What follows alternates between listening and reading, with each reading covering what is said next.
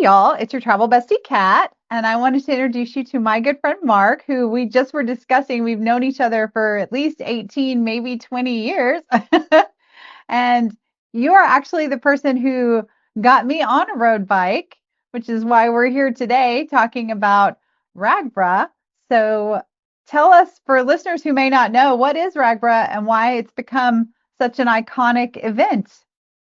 Well, thank you for asking, and thank you for becoming a cyclist. I'm glad to have a small part in that part of your life. It's important, and it's fun, and it's adventurous. But RAGBRAI, your audience should know, is an acronym for the Register's Annual Great Bicycle Ride Across Iowa.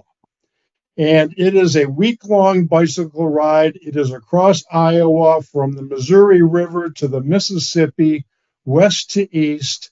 I believe that this year is the 53rd year, and it is the largest week-long bicycle event in the world. It is quite a spectacle, and it is a blast. But it's not for everybody. It is a bicycle ride, and it is a week, and you are outdoors, and there will be hills, and there will be wind, and there will be rain, and there will be heat. And when I first started riding this and talking to family members about it, I would tell them there's only two rules. Rule number one is you don't complain. Rule number two is don't forget rule number one. So I could go on and on. My first year was in 2003. I was notified of this with a coworker of mine at Morgan Stanley in Cincinnati, Ohio. He goes, Mark, if you like to ride bikes, you ought to check this out. I went home and told my kids about it. They were teenagers and in high school, and they looked at me with these strange looks on their faces thinking, why? Who would want to spend a week of vacation in the middle of the summer on a bicycle riding across some godforsaken place called Iowa and with my dad? Well, at any rate, I signed up and I got my jersey and my handbook and my tags, and my daughter's paging through this, and she's 15 years old. She goes, Daddy, this looks like fun. Can I go? And I said, well, yeah, the deadline is passed, but we'll put you on the waiting list. And she got on and she went. And she had never done anything like this. I mean, she's very good at everything she does, but riding bicycles was fairly new experience. Even though she was 15 years old, she didn't start riding a bike till she was 12. And the previous summer, we'd done a 2-day bike ride, a charity ride for the National MS Society, and that was challenging. So she knew a little bit about what she was in for. But I can't stress enough how important it is, how wonderful it was to spend a week in a tent with your teenage daughter, riding bicycles through small town Iowa, where things haven't changed in 60 or 70 years. What an education for a young child, not a young child, a teenager who's never seen the Midwest from the seat of a bicycle, where the only sights to see really are corn, soybeans and corn, grain elevators and water towers. And of course, the hospitality of the people in every little town you go through. It's the biggest event of the year. And I'll let you ask a few questions. Yeah, well, that was a good intro to one of my questions was how does the RAGBRAI showcase the heart and soul of Iowa? You learn about what the agricultural lifestyle really is about. And some of these towns are a little depressed.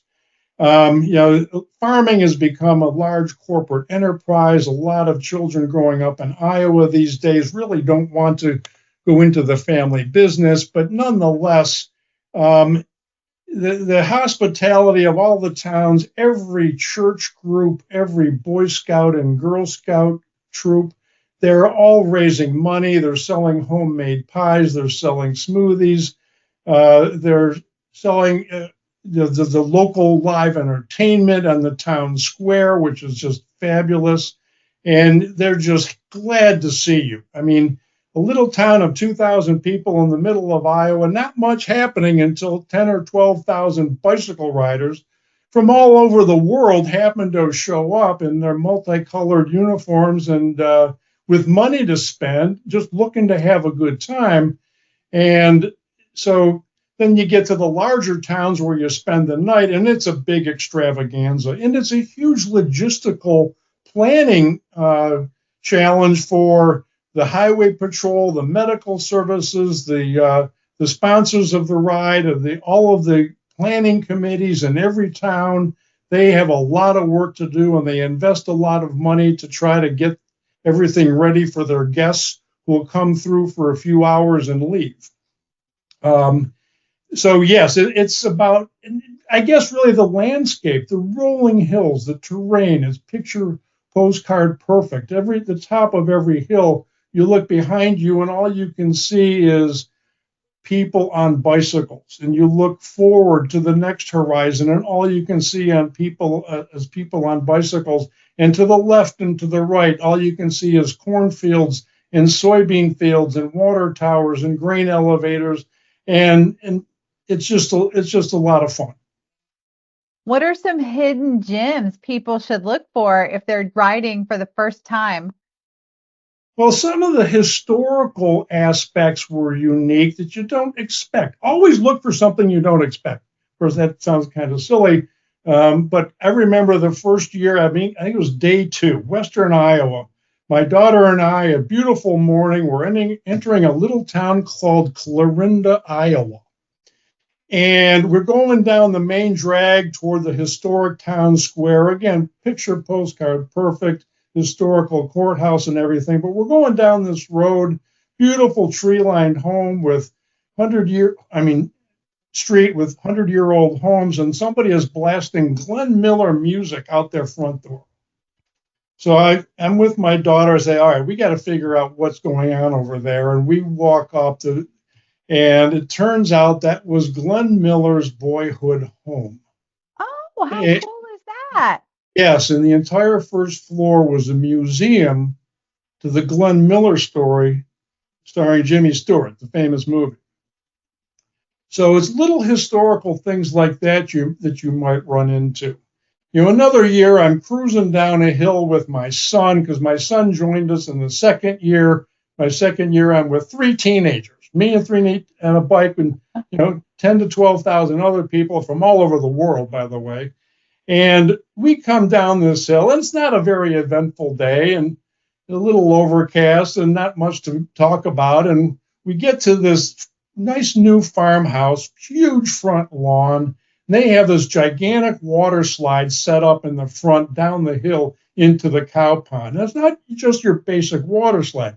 It is a huge fire hose with a pump, and they've got bales of hay on either side of the slide with large plastic, going all the way down this hill for people to stop, take off their shoes and their shirts, and slide down the water slide.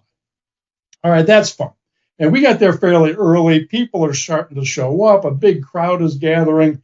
And there's a flatbed trailer near the house with guitars and a drum kit. I'm thinking, all right, they're going to have music here. We ought to hang around. Get in line. I said, what's going on with this line? Well, free beer. You're kidding, right? Water slide, live music, and free beer. Well, they didn't have a liquor license, so they had to take donations. And apparently this was sponsored by one of the 100 different teams that are on RAGBRAI from all over the country. They show up in dilapidated old buses painted like it's the Partridge Family. And this was Team Lizard. And there was a few teenage girls that lived there that were walking around, passing around free Jell-O shots.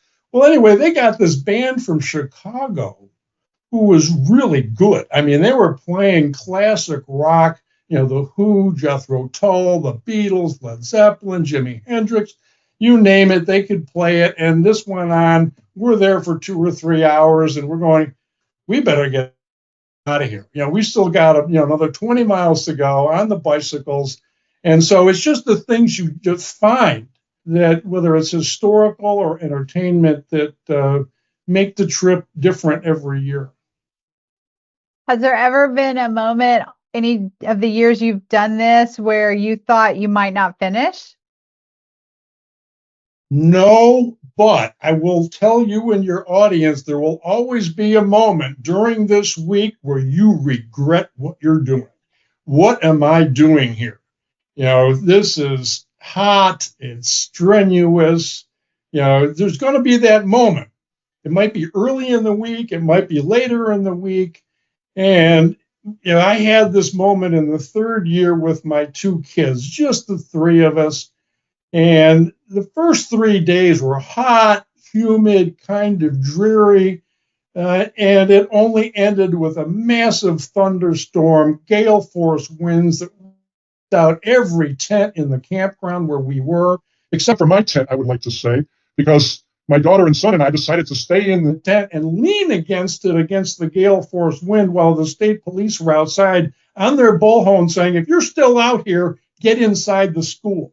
Well, anyway, I came out at dawn and just saw a train wreck of a campsite. I would say half the people that were camping there quit right then and went home. My tent was dry because I had kept it up. Now imagine, 100-pound guy pushing against a freeway. The next 4 days were glorious. We had a blast, and we're getting in the car at the Mississippi River, Gutenberg, Iowa. Kids are hot and sweaty and dirty, and we get in the car. We're in a long line to try to get on the highway, and they're already talking about next year. They had so much fun. Oh, so they weren't deterred at all by the disaster, natural rainstorm or No, nothing. they do not complain. They were real troopers, and it was a joy to have them experience that together. It's hard to describe. Now, RAGBRAI is famous for food. So, what are the must-try food stops along the route? Do you have a favorite pie place? Well, all of the pie places are good, and it's always the local little old lady church group, and they're the best. And they all claim to be blue ribbon Iowa State Fair prize winners. Of course, Well, they now can't all be. someone's Nana would not lie about pie. Oh, yes. Oh, it's a big deal. I would have pie probably every day, and it's blueberry or rhubarb or peach or a combination of these. You're always stopping for the pie. One of the most famous is Mr. Pork Chop. Ooh. And Mr. Pork Chop has got his big old pink school bus and big grills, and what they use for coal is corn cobs, that had been harvested, the corn, feeder corn for the cows. They turn that into charcoal for the grills. And so you can see the smoke billowing from these pork chop grills from a mile away. And there are signs, 10 miles before everything. It could be breakfast boy burritos in the morning. If you want a burrito after riding 5 or 10 miles to start your day, Farm Boys Breakfast Burritos is a good place to stop. Pasta Fara used to be one of my favorite. That was salmon and pasta with a Cajun spice sauce, and it was delicious. Tender Tom's turkey. I mean, this is not exactly vegetarian health food, although you can find that as well. And of course, the corn is the best in the world. Of course. And you had me at Cajun. I like anything a little spicy. Yeah, What? they haven't been there the last few years. Different vendors come and go, and they got to spend a lot of money to be there, and it's a lot of work traveling around every day to be somewhere where you can feed a boatload of people and pack it up and move along. But they do it. Take money. You need cash. I mean, nothing is free, but nothing is terribly expensive either. Yeah. Do most people let you swipe your card like Square and stuff? They do now, yes. Yeah. That's fairly common. Back, in my first several years, it was cash. Yeah. But technology is upgraded, and really, it's the beer vendors, the beer tents, that attract a lot of people. It could be one of the major brewing companies, but the last several years has been the craft brewing companies that are local to the region that set up either between pass-through towns or within the town itself. And so, there's never any shortage of a place to either get beer or food along the way. And, or ice cream or smoothies. I love ice cream. Smoothies are very popular. What life lessons would you say RAGBRAI has taught you? It is a goal. It's first of all, you don't show up without having some kind of physical conditioning behind you. So you're dedicated to a long-term goal, but a fun goal, a healthy goal. So you've got to be, I ride whether I'm going on RAGBRAI or not. I've been doing it for a long time. I started when I was a teenager, and I probably ride about 3,000 miles a year on the Little Miami Bike Trail where I live near Cincinnati. However, I don't have to train because I'm pretty much ready for it. But if it's your first time and you're not a regular cyclist, it's about a goal. It's something to achieve. And it's not a race. It is the last thing from a race. Be in shape when you get there. Start out with being accustomed to a 20-mile ride and then increase it to 30 at a leisurely pace. Get your metabolism up. Get your body fat content down a little bit. And just that aerobic endurance. And itself, sometimes it takes some perseverance. You're grinding up hills. You're grinding up hills into the wind. You're grinding up hills into the wind in 90, 95-degree heat sometimes. In fact, this happened last year. I was with my brother. We were with a team called Hills Angels out of Cincinnati. They've got their own bus week, and there was a day when it was 20-mile-an-hour winds consistently. So you just learn to grind your way through it, and it develops some self-esteem that way. So yeah, we talked about how they should prepare physically, mentally. What are the biggest mistakes you think first timers make? Well, the biggest mistake I made thinking July in Iowa would be hot. I brought a pillow and a blanket, and the first 2 nights were freezing. So you learn what camping gear you need. It's not a whole lot if you're camping. Most people need to camp because Iowa is not a resort destination. Hotels are few and far between, and if you're in a town big enough to have hotels, they're probably sold out from the people that got there before you did. But also what you need with you on your bike. Always have ample supply of water or a electrolyte drink. Always have some form of energy supplement, and bananas are very popular. Bananas are nature's energy bar, and you might have to repair a flat tire. So you want to have some basic tools on you and know how to use them in the event that you have a flat or some other kind of mechanical problem, which I've had, fortunately, very rarely. One time I had spokes break on my rear hub. In fact, I broke the rear hub. I had to ride 8 miles to the next pass-through town to where they had a bike mechanic. And there's a lot of bike mechanics all across the ride. So fortunately, I didn't have to go more than 8 or 10 miles, whatever it was. So I'm in the middle of nowhere, Iowa, and I've got a hub that it cannot be repaired. Oh, Mark, you need a new wheel. Oh, great. He just happened to have a wheel set that I could buy. It was a fairly expensive repair, but it was essential. I ended up with a better wheel set than what I started with. So, you learn what you need to have with you while you're pedaling. You learn what you need to have with you when you're spending time in the overnight towns. And one good thing is, don't take an entire week's worth of clothes. There's always a laundromat. Oh. And so halfway through the week, you might just spend a couple hours at the laundromat. And that way you don't have to carry as much stuff. You don't want to be carrying a lot of dirty clothes for a week. That'll stink up the place. That's a smart pro tip. Yeah. Why should RAGBRAI be on every adventure traveler cyclist bucket list? I don't know that it should, because it is a week and it is on a bicycle. But if you want to be part of the greatest week-long bike event in the world and literally meet people from every state in the union and typically 15 countries from around the world, this is it. But the roads are crowded. And you've got a lot of riders that are not terribly experienced riders that are riding to the left instead of on the right. So if you are an avid cyclist, this may not be for you either.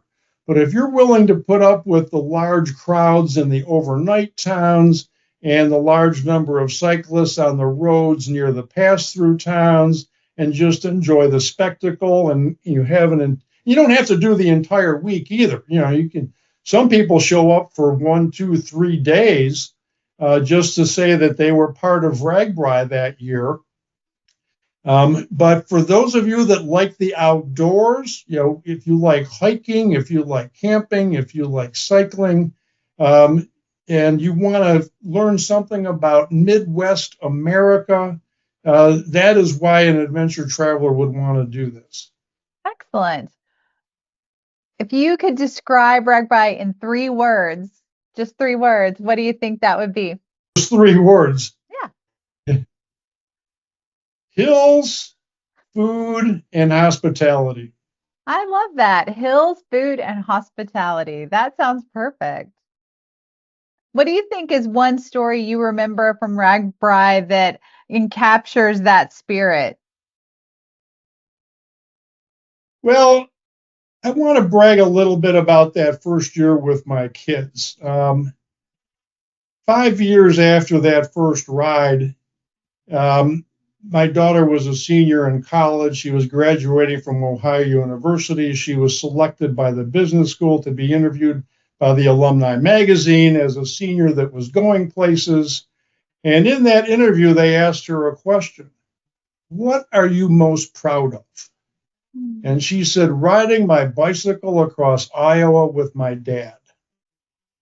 So it just doesn't get any better than that, to be able to share that with the kids. And then my sister joined us for a couple of years. My brother has joined us, or me, several times. My wife has joined us 2 or 3 times. It became a family event. And it really is a family event. I can't stress that enough. There's a lot of, parents there with their young adult or teenage children, and sometimes pulling a trailer with young children. I love that. And I love that that was her. That's so special. Okay, I got some rapid fire for you. Are you a sunrise ride or an evening rider? What's your favorite time? RAGBRAI, I'm a sunrise rider. There's nothing greater than waking up around dawn, breaking camp, jumping on the bike, and riding to the first town for breakfast as the sun is rising over the cornfields. It's just amazing. I am definitely a morning sunrise rider, although I don't do that much anymore, except on RAGBRAI. I've got to pick and choose my times to go on a 2-hour bike ride, and typically it's in the afternoon or evening when I'm just at home. What's the best town you've stayed in on the ride? The one that sticks with me is Fairfield, Iowa. Fairfield, Iowa was the overnight town that we found that band that was from Chicago. But when we got to the overnight town, set up camp, go in for the party, the hospitality, the entertainment, we ran into another band that was just incredible. The crowd was incredible. Historic town square. The band was called the Spasmatics. And I don't know if you ever heard of them, but they did new age 1990s shtick. I mean, it was all the classics from the 1990s, and it was a blast. And I remember coming back home the following week, and I was having lunch at a local restaurant in Medina, where we met, where I used to live. And the bartender said, "Hey, Mark, we're going to go see the Spasmatics on Friday night." I said, "You kidding me? I just saw them in Fairfield, Iowa. What the hell are they doing here?" Well, apparently it's a franchise. There's 3 of them. One based out, the one we saw was based out of Chicago. There's one based out of LA and one based out of Cleveland or something like that. So anyway, that's the one that I recall because I got to see 2 fun musical acts Totally unexpected on the same day in the same town. That's so cool. Oh, but I also want to mention Field of Dreams. Um, but the Field of Dreams is in eastern Iowa, and it is a great place to go at the end of the day. We rode our bicycles from town over. It was only about 5 or 6 miles, out of town to the Field of Dreams movie site, Oh, and that's cool. yeah, it's where they filmed the movie. They've preserved it. The house is there next to the baseball Oh, field. I looked it up. It's Dyersville. Dyersville, Iowa. Thank you. And there's this beautiful historic basilica in downtown Dyersville, but outside Dyersville, they've got the Field of Dreams movie site. It's like a museum. And I got to stand in left field. My son is at bat. They're throwing balls. He hits it to me. I get to catch the ball on the Field of Dreams website that was hit by my son. And then they have people, dressed in old White Sox uniforms and other uniforms from the day coming out of the cornfield. Oh, that's So, so cool. yeah, we got to go into the cornfield and take pictures of each other walking through the cornfield looking for ghosts. It's that kind of thing that, you just do. You make the fun that's there, and they help you find it. That's so cool. What was the most memorable year for you doing RAGBRAI? Clearly the first, because it was an adventure. I didn't know what to expect really. It's first week-long bike ride that I did, and I was doing it with my daughter, and we were with a couple of friends. A guy that I worked with told me about it, and so that is the most memorable because I was also taking home movies and I was able to edit that. And I did the same thing the second and third year with the kids. So really those first 3 years with my daughter, my son, and then my son and daughter with a high school friend of theirs, um, those early years were the most memorable to me. Although it's still pretty much the same. You still get up early in the morning, ride into the sunrise over the cornfields, have breakfast, and enjoy the entertainment and the spectacle of Iowa. What's one song that belongs on every rider's RAGBRAI uh, playlist? All along the Watchtower, Jimi Hendrix. I was blasted. I had a stereo on my bike, and I didn't know it, but I had a steep hill, long hill. I had 8 or 12 people behind me. I was pulling them up the hill, if you know drafting and Yep. cycling. And I don't know if they were drafting off me or because I had music. It's probably a combination of both. Yeah, I know there's been some steep hills when we've done that pedal to the point, and I always mutter to myself as I'm pedaling up a hill, I will not walk my bike. I will not walk my bike. Well, good for you. Yeah, I wasn't sure if you had done that. I thought we had done that Yeah. together at least a couple of times. Yeah. Patrick McNamara was our team captain, I Yep. believe. Does that sound familiar? Yep. Yeah, and there was a ride or a hill in Iowa. It was day 7. It was in the morning, and day 7 and day 1 are always the hilliest because they're near the river valleys. And we get to this place called Potter Hill Road. Well, there was 2 teenage kids sitting in lawn chairs at the bottom with a big plywood sign that said, "Welcome to Potter Hill Road, 19%." Mm. They were not kidding. Oh, dang. I might have walked my bike. You would have, and you would not have been ashamed. I mean, almost everybody did. 19% is really steep, and it was a full mile. I mean, it wasn't just over the hill; it was a mile, and you couldn't see the top because it curved. So it's deceiving. You think you're at the top, you go around the curve. Oh, Jesus! And then the biggest hazard was the guy in front of you, or if he stops. You Oh, know, God. Yeah, yeah. you'd run over him. You'd all both be Oh crashed. no, you stop and then you do not start because you cannot start even in your granny gear, the lowest gear you got. If you're in a 19% hill, you're not going to start. You just can't. At any rate, you're 3 to 4 miles an hour momentum is precious. So if anybody's listening to this or watching and thinking about doing this ride, just know that hill, like Potter Hollow Road. You're Well, I walking. think it's You're walking. important to point out, though, the hills are fabulous. These are roller coaster hills, almost all of them. You're going to get momentum going uphill from the previous downhill. They are a lot easier hills to ride than Cincinnati or some other hilly places. You got anything next on your cycling bucket list? I would like to do the Erie Canal. Now that's flat, but it's historic, it's relaxing. It would be from Buffalo to Albany, maybe down to New York City, but staying in the historic towns along the canal. You know, what it was like in 19th century America as the frontier was being opened up. And this was before railroads. You know, it took over from the canal traffic. I hear that's a very scenic ride. But yeah, it wouldn't be as physically challenging, but it would be fun to go through some of those little towns and see the old canal. Yeah, and you're allowed to just have fun. Yeah, It doesn't always have to be a challenge, right? that's right. Mark, after all the years with RAGBRAI, do you consider it a vacation, a challenge, or a little bit of both? Well, it's certainly both, but to me, it's a vacation. It's not a comfortable, luxurious vacation by any means, and the challenge is real, but I'm used to it. So it's really about who I go with. Who can I take with me that's not done this before, that we can enjoy it together.